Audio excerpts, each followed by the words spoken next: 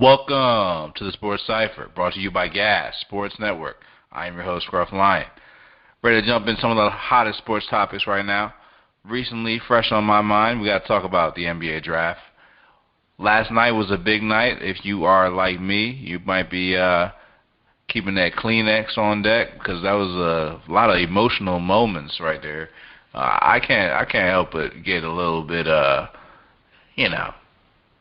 get a little emotional watching the guy come out there, first pick, come out there, he's crying a little bit, really because he worked really hard to get to that moment, And, single mom, I didn't see a dad out there for Zion. It was a big, big moment. And, R.J. Barrett, a little thing with his dad, making his dad proud. These are the moments that make the NBA draft special. But, yeah, I'm not here to talk about, heartfelt moments. What I want to talk about, I want to get into the nitty-gritty here. Just a little bit of background. So if you're not familiar with it, GoodAssSports.com, I do all the NBA draft analysis for us. So I got a really, really deep look at this draft from pretty much top to bottom. So, what can I say about this draft class is that the top three prospects were clearly a cut above the rest.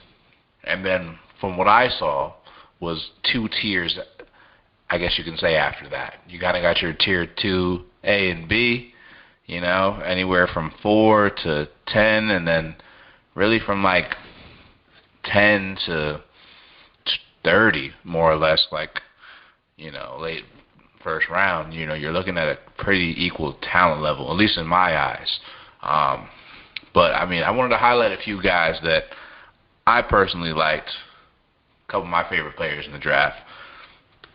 Definitely John Morant, for me, is my favorite player in this draft, and that's not to slight Zion in any way, shape, or form, but John Morant's special combination of pushing the ball, but also having an incredible basketball IQ. Kind of like a Russell Westbrook game with a Rajon Rondo basketball IQ. My NBA comp for him was like an Allen Iverson, but just a little bit of a better passer than AI, but just such a fluid scorer, and just because of his offensive awareness and basketball IQ, I think he's going to contribute right away and be, a perfect translation to this modern NBA game, which is a high-paced game.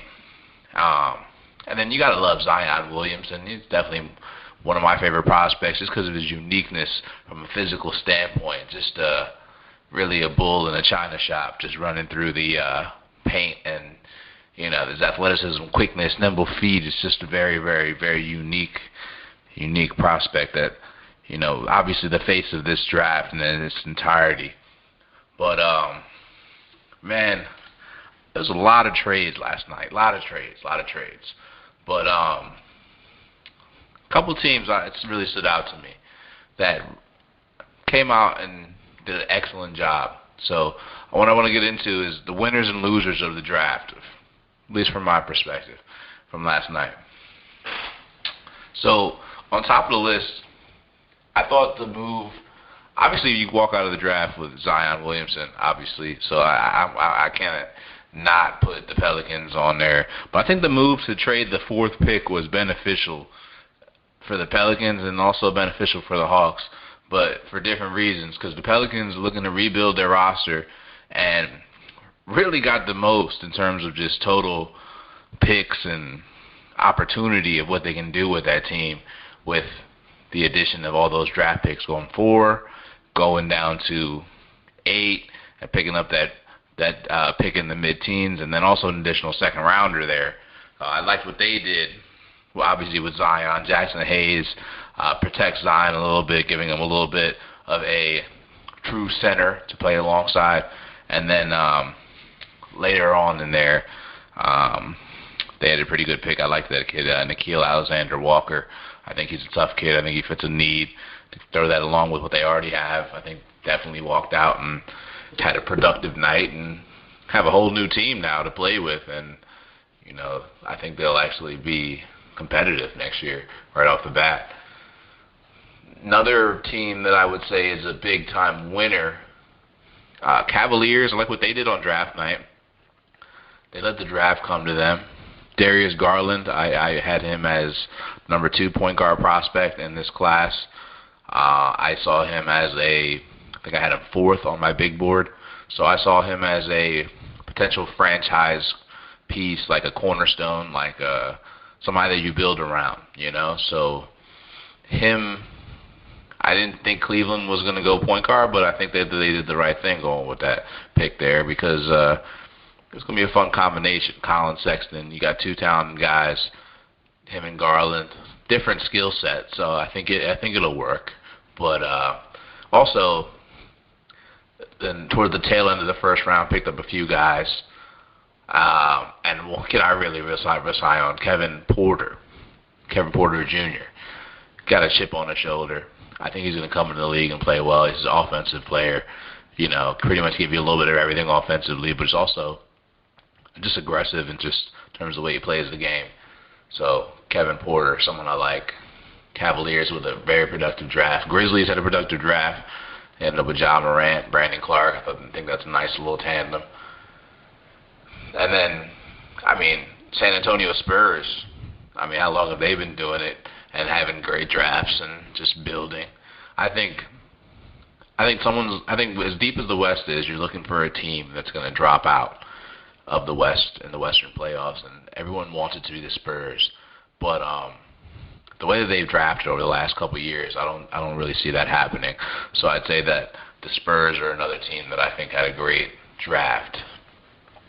Because in addition to what they already have, I think DeJounte Murray is going to be one of the surprise players in the NBA this year, and Derek White was a great performer for them in the playoffs, and defensively seems to be one of the elite players in the league as well.